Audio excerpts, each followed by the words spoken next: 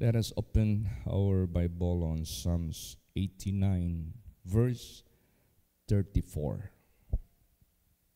Praise the Lord. My covenant will I not break, nor alter the thing that is gone out of my lips. Hallelujah. Napaka-sarap at napaka-tamis at napakaganda ang manalig sa kanyang mga pangako sapagkat magpakailan paman, hindi ito mapapako, hindi ito mabibigo. Kaya nga sinabi dito, my covenant will I not break, nor alter the thing that is gone out of my lips. Pag sinabi niya, for those who believe Him and keep His commandments and done His will, surely there is eternal life. Eternal dwelling place, eternal peace, no more death, no more sorrow, no more pain. Lahat ng mga lumabas sa bibig ng ating buhay na Diyos through His holy scriptures. Walang isa dyan na bibiguin niya. Praise the Lord. That is a guarantee by God. No? Garantiyan ng ating Panginoong Diyos. Basahin pa natin. Numbers 23 verse 19. Praise the Lord. God is not a man that He should lie, neither the Son of Man that He should repent. Hath He said, and shall He not do it? Or hath He spoken, and shall He not make it good? Yes. Napakaraming mga ahensya, napakaraming mga matatawag nating investments na nangyari sa sanglibutang ito, and they made promises, but they never made good ang kanilang mga pangako. Why? They are not perfect. They are not capable. They are being called scammers. Naging scammers sila. Bakit? Maganda lang sa panimulain. Pero yung lahat ng mga nahuling nag-invest ay hindi na nakatanggap. Pati yung mga lupa na binenta nila, yung mga retirements nila, na naubos lahat. Wala silang natanggap.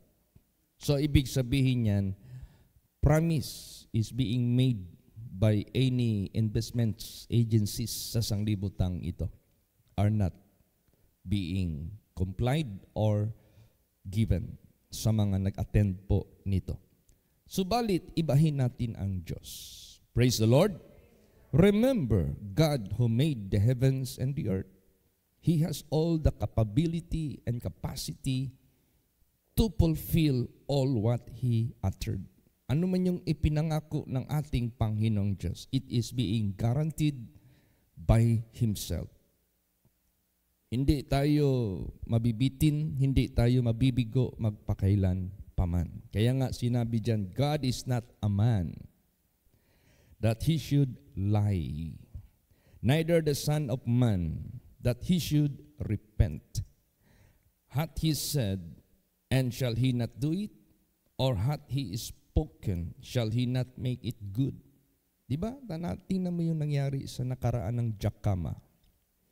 Yung Jacama, hindi nakita mismo ng may-ari ng company na siya pala ay darating ang panahon maging wanted. Yung nangyari sa Kapa, hindi nakita ng kanyang, yung mismong operator ng Kapa na yan, na siya pala ay makukulong pagdating ng panahon. Lahat ng mga investment scheme, kung tawagin, ito po ay nahulog sa pyramiding. Hindi nakita ito ng mga operators na babagsak 100% yung kanilang company. Meaning to say, they themselves who made this investments system, hindi nila na-foresee na magkaroon ng landslide yung kanilang system. Yung nauna, mataba. Yung nahuli, wala nang natanggap. Bakit? Lahat na naibigay na sa mga nauna. Hindi nila nakikita. They failed, meaning to say. At kahit ilang beses pa itong gagawin sa mundong ito, even they will do it million times, it cannot sustain. It cannot sustain. Hindi makasustain. But remember, God is different. He is not like the Son of Man, nor like a man that lie. Bakit? Bakit maging sinungaling ang tao kahit hindi niya gustong gawing sinungaling? Because man has no capability to do what he expect. Kasi hindi niya nakikita what will be the so-called ahead sa kanyang investment scheme na ito pala ay maging pyramiding. Magkukulaps talaga ito. Kaya masarap, matamis pag sa Diyos natin inilagay ang ating investment. Praise the Lord. Yan ay yung sinabi ni Lord Jesus Christ, invest in heaven, where no any rust that corrupt, nor thieves rob through. Doon tayo mag-invest, sapagkat hindi ito mawawater. Kaya nga sinabi diyan, be steadfast, unmovable, always abounding in the works of the Lord. Itong pag-abound natin in the works of the Lord, this is investing in heaven. Praise the Lord. At sinabi niya, it will never be in vain. Hindi ito mahulog sa walang kabuluhan. Kumbaga pa sa sinabi ni Paul, the investment we have invested in the Lord are not worthy to be compared of the blessings of the return of the so-called glory that shall be given or shall be revealed at the day of the coming of our Lord Jesus Christ. Bakit? Patay ka man o buhay if you have invested in heaven. Pagbalik ni Lord Jesus Christ sa first coming, first stage in the clouds, pag makasali ka sa first resurrection, that is already forever glory. That is already forever assurance that you will never go to hell. Starting pa lang yan. And there are more events and glories that shall be revealed sa buhay ng bawat isa. Until matapos man ang mundong ito, hahatulan man ng Diyos si Satanas at itapon sa impyerno. Hahatulan man ng Diyos ang mga tao na hindi sumampalataya sa Kanya. But you, never. You will be with Him forever and ever. That is an assurance of salvation. Kaya magandang mag-invest sa langit. Praise the Lord. Hindi niya talaga bibiguin ang kanyang mga ipinangako. Basahin pa natin. Malachi chapter 3 verse 6.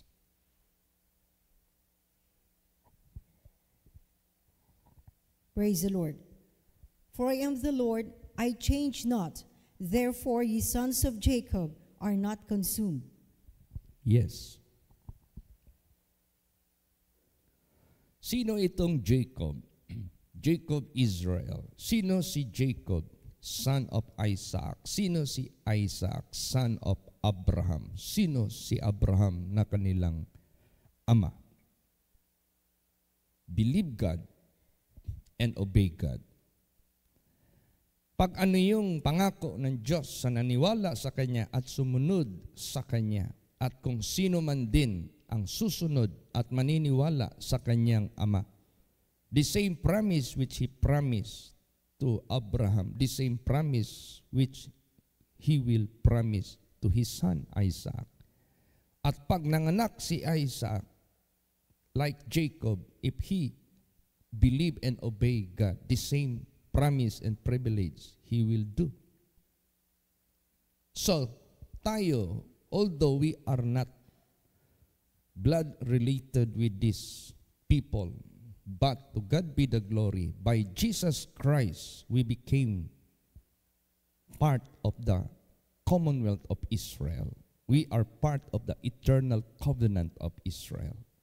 Kaya, this has assurance of so-called accuracy of His covenant. Hindi niya ito bibiguin. Praise the Lord. Ano pa ang kanyang matatawag nating para bagang pag mag-utang ka, meron kang collateral na hindi mo takbuhan yung inutangan mo. At kung sakaling hindi ka makabayad, meron silang makukuha mula sa iyo, higit pa sa iyong inutang. Para bagang umutang ka ng 500,000, ibinigay mo yung ORCR, original ng iyong sasakyan, worth 1 million. Pag hindi ka nakabayad, kunin nila yung sasakyan mo, forfeited yan. May ganansya pa sila. Ganon. Ang Diyos, nagbigay siya ng guarantee. Paano nagbigay ang Diyos ng guarantee? That He will not fail His covenant and His promises. Basahin natin, ano ang collateral ng Diyos? Basa. Matthew 24, verse 35. Praise the Lord. Heaven and earth shall pass away, but my words shall not pass away. You see? What do you mean of this? Look at the world. Look at the earth. Look at the heaven. Ilang years na yan nag-exist. Ilang na yan, panahon na yan, until now, they are still existing. He is more than that. He is more than that. Mapaparang man ang langit at ang lupa, but He is more than that. Yun ang kanyang guarantee. Praise the Lord. Kaya masarap manalig sa ating Panginoong Diyos. Matamis manalig sa ating Panginoong Diyos. Para siguraduhin natin ang ating pagsunod kay Abraham. Abraham believed God and obeyed God, and he is being called a friend of God. Kaya, and Abraham looking for a city whose builder and maker is God. Kaya ganun din po sa ating magiging future sa mga pangako ng ating Panginoong Diyos. Basahin pa natin James 1:17. Praise the Lord. Every good gift and every perfect gift is from above, and cometh down from the Father of lights, with whom is no variableness, neither shadow of turning. Yan. Every good gift and every perfect gift is from above, and cometh down from the Father of lights, with whom is no variableness, neither shadow of turning. Ibig sabihin yan, any good gift which is from above, pag ito ay binigay ng ating Panginoong Diyos, this will be done accurately, perfectly. Praise the Lord. And what is that gift? Remember that. That gift is no other than Jesus Christ. He is the one. He is the gift of God. For God so loved the world that He gifted to us His only begotten Son, that whoever believe in Him shall not perish, but shall have everlasting life. O hindi na yan tatalikdan ng ating Panginoong Diyos. If you believe, praise the Lord, kung maniniwala ka sa Kanya at susunod ka sa Kanya. And remember, believing without works is dead. Kaya tayo naman na bumabasa ng Biblia, pag sinabing whosoever believeth in Him shall not perish, but shall have everlasting life, that is concluded or understood na you must be obedient. There must be always works yung faith mo, because faith without works is dead. So, kaya tayo na naniniwala sa Diyos, let us do His commandments. Praise the Lord. Para hindi maging dead or void ang ating faith. Pag dead ang ating faith sa Diyos,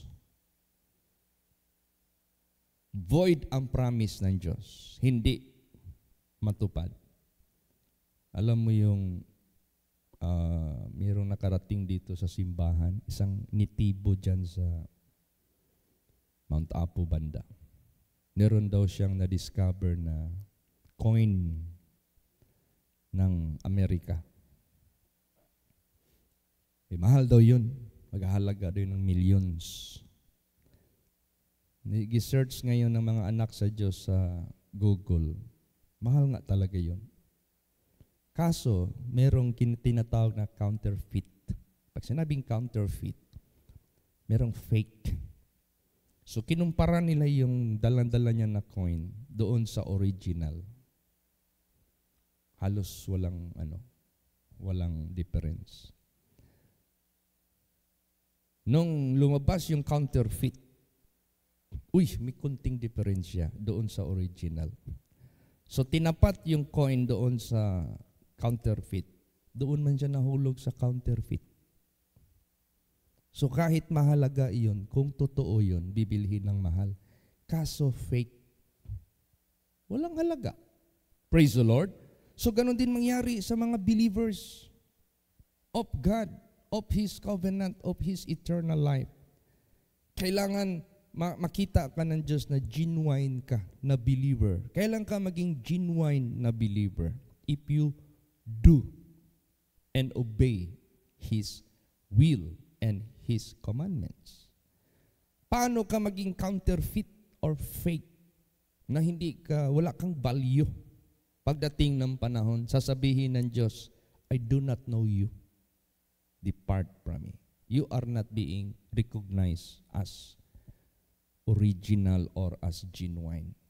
Kaya, sa buhay natin, wag nawa mangyari na isa tayo doon sa mga counterfeit na fake, naniniwala, pero hindi naman gumagawa ng pinapagawa ng Diyos.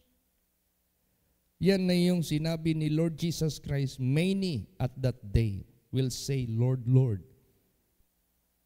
Pero tinakwil sila ng Diyos. Because they believe without application or without works. Hindi nila ginawa, without obedience. Kaya nga, faith without works or obedience is void or useless or dead.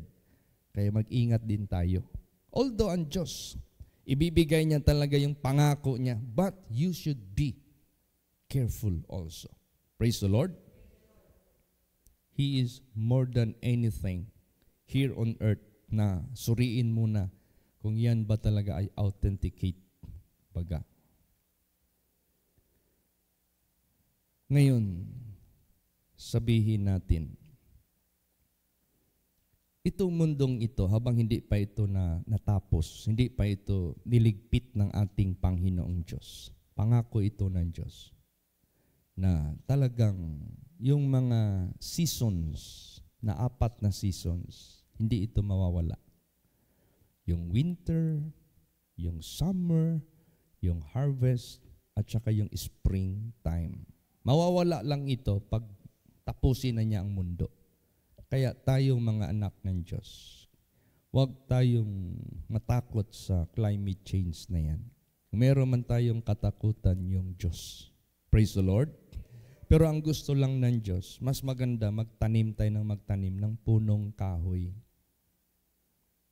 Magtanim tayo ng punong kahoy.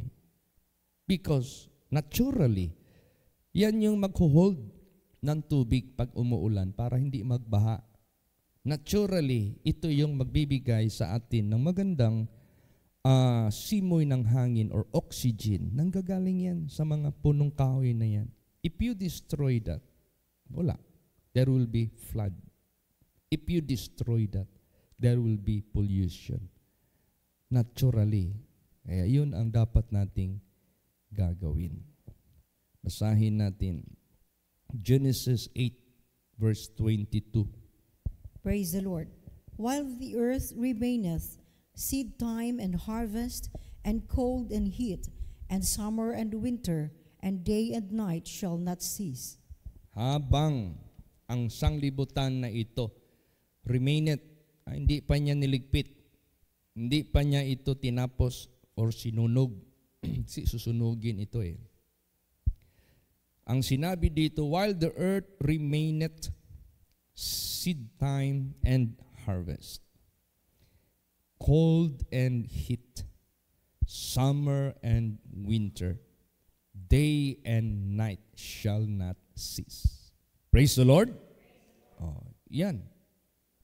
Eh kung kaya ng Diyos yan gagawin, ganon din ang kanyang mga ipinangako. He is more than the earth. Kaya, ngayon, bakit kailangan tayo mag-ingat sa covenant ng Diyos? At huwag nating isi-isihin, baka nakawin ni Satanas yung kaligtasan sa buhay natin. Look at Adam and Eve. The tree of life is being prepared for them. Pero ninakaw ng dyablo sa buhay nila.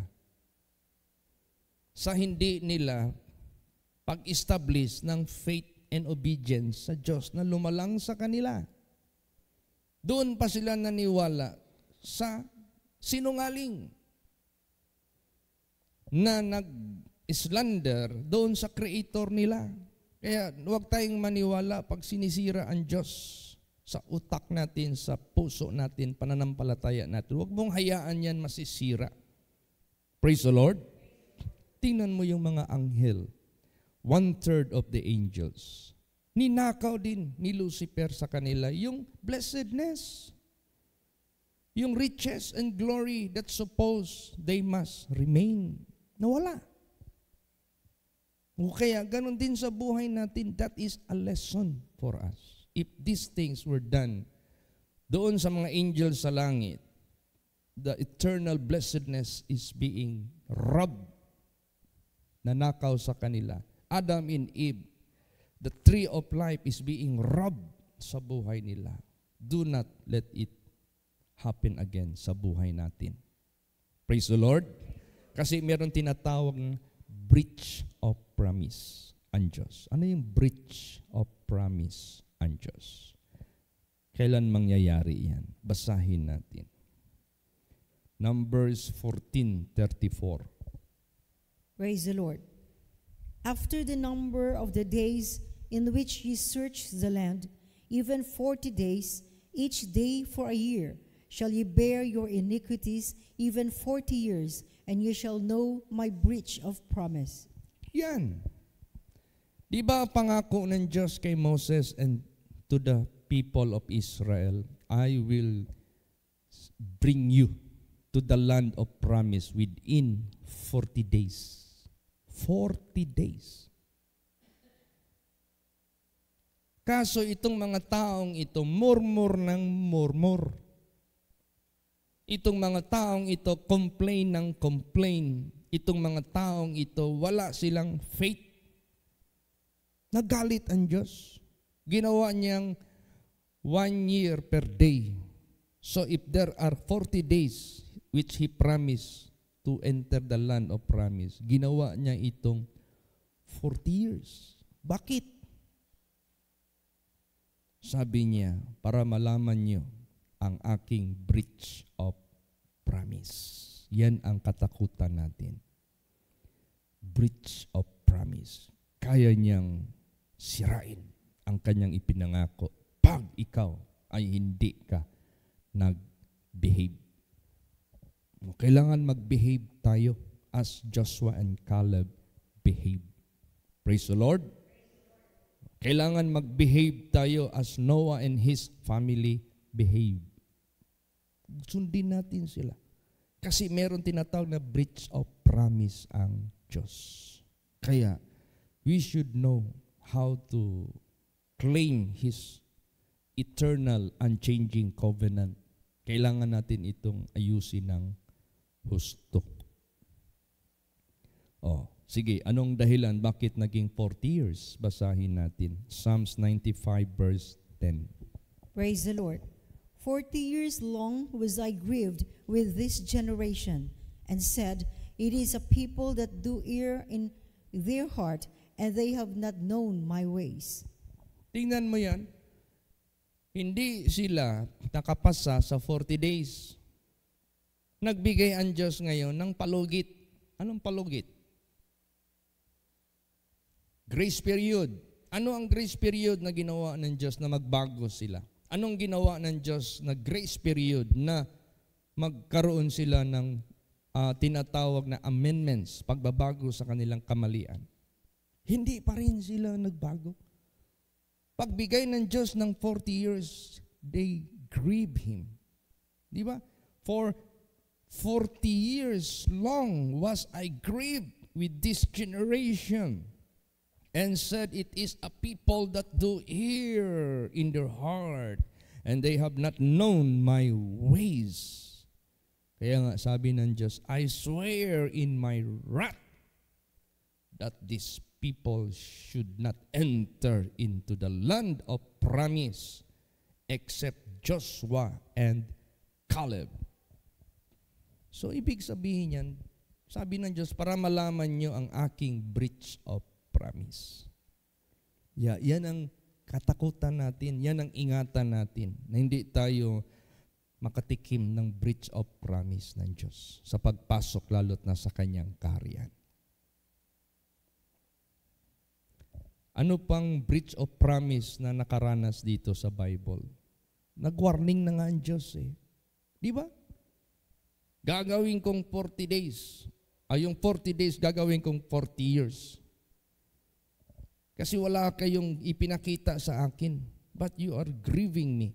But nevertheless, I give you 40 years to amend your ways. In spite of that, still, they grieve God. Kaya nakatikim sila ng breach of promise. Hindi sila nakapasok. Except Joshua and Caleb and the 20 years old below. Meron pa. Basahin natin. Ang ganda-ganda ng pangako ng Diyos sa taong ito. Inabuso niya kasi. Isa itong aral sa buhay natin. That there is breach of promise. Depende yan sa ating ginawa sa Diyos. Basahin natin. Sino itong taong ito? 1 Kings 9:1 hanggang 9. Praise the Lord. And it came to pass, when Solomon had finished the building of the house of the Lord, and the king's house, and all Solomon's desire, which he was pleased to do. And the Lord appeared to Solomon the second time, as he had appeared unto him at Gibeon. And the Lord said unto him, I have heard thy prayer and thy supplication that thou hast made before me. I have hallowed this house which thou hast built, to put my name there forever, and mine eyes and mine heart shall be there perpetually. And if thou wilt walk before me, as David thy father walked, in integrity of heart and in uprightness, to do according to all that I have commanded thee, and wilt keep my statutes and my judgments, then I will establish the throne of thy kingdom upon Israel forever, as I promised to David thy father, saying, There shall not fail thee a man upon the throne of Israel. But if ye shall at all turn from following me, ye or your children, and will not keep my commandments and my statutes which I have set before you, but go and serve other gods and worship them, then will I cut off Israel out of the land which I have given them, and this house which I have hallowed for my name will I cast out of my sight. And Israel shall be a proverb and a byword among all people.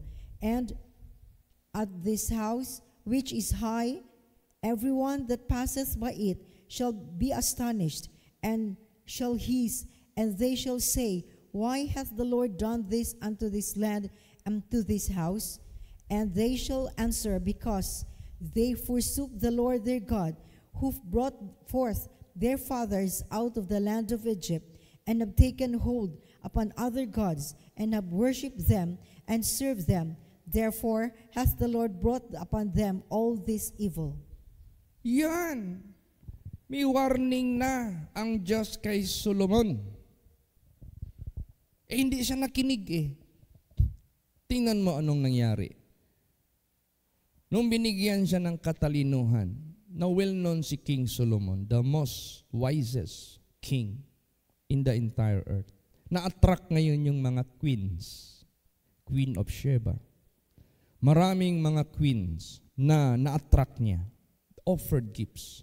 Tapos inasawa niya. Yung mga Diyos-Diyosan ng mga tao na yun, dinala niya doon sa Israel mismo. Pinagawa niya ng altar. Sumamba siya. No, di ba? Imbis ang pangako ng Diyos, walang angkan ni David na makakapatong sa trono ng Israel, kundi kayo lang. Di ba na ano yun, naputol yun? Naibigay doon sa servants. Praise the Lord. O sa atin pa, merong breach of promise kung tawagin ang Diyos.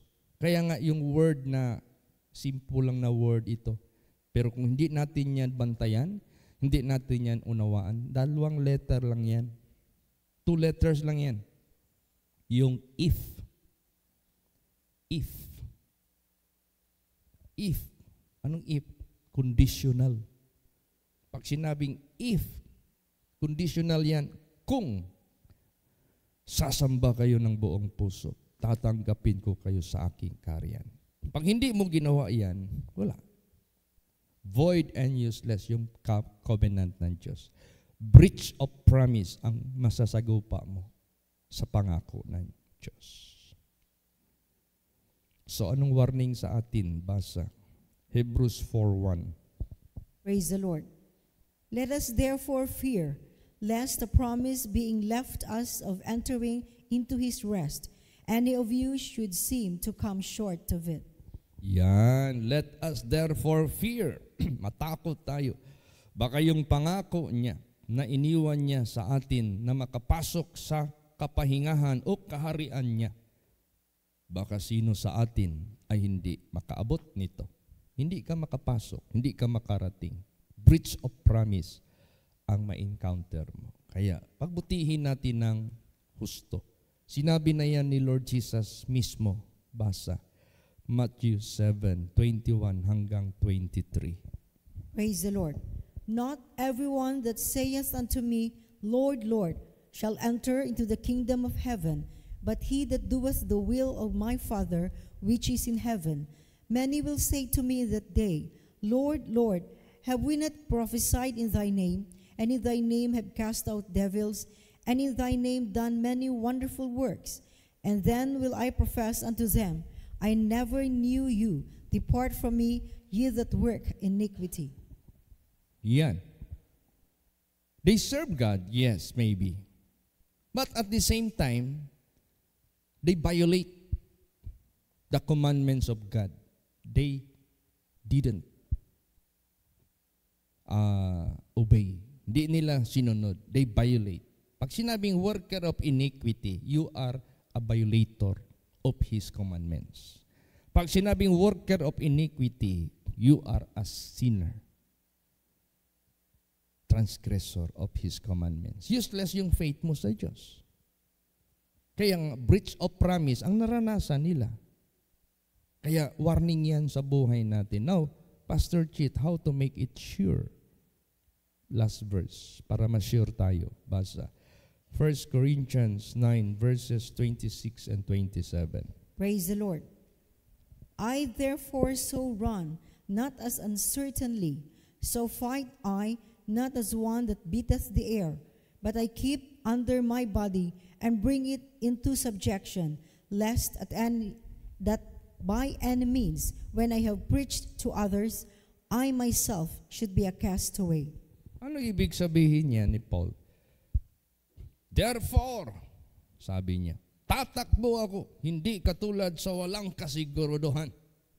Therefore, lalaban ako, hindi katulad na sumusuntok lang sa hangin. Gusto niyang siguraduhin. So, paanong gagawin? I keep under my body and bring into subjection.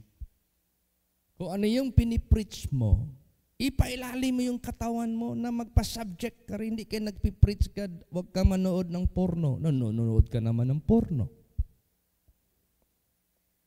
Huwag kang mag-commit ng lasciviousness, nangihipo ka naman ng mga babae.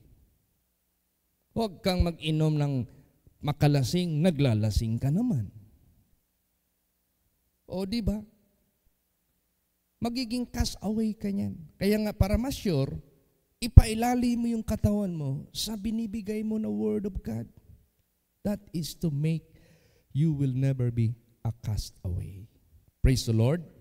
Yan ang gawin natin lahat. That should be done to make covenant or promise of God sure 100%. Kasi maging cast away tayo. Ano ibig sabihin ng cast away? After you preach to others, they believe and obey. Ikaw naman na nag-preach, hindi ka nag-mind sa sarili mo. Basta ka na lang nag-preach. Tago-tago ka ng kasalanan, tago-tago ka ng kasalanan, enjoy ka ng kalokohan sa sanglibutang ito. Kasi hindi ka kunwari nakikita ng mga tao. Yung pala mayroong mata sa langit. Pagdating ng kahatulan ngayon, maging cast away ka.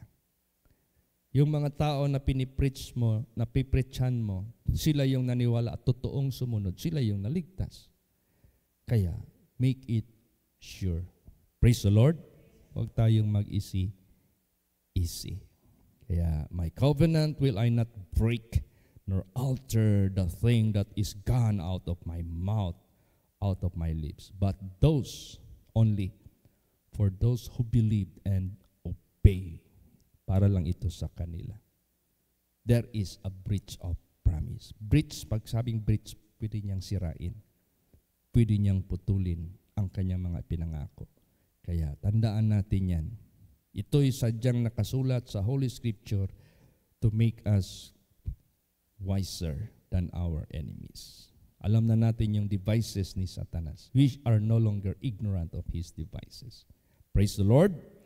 Magsitayo po ang lahat.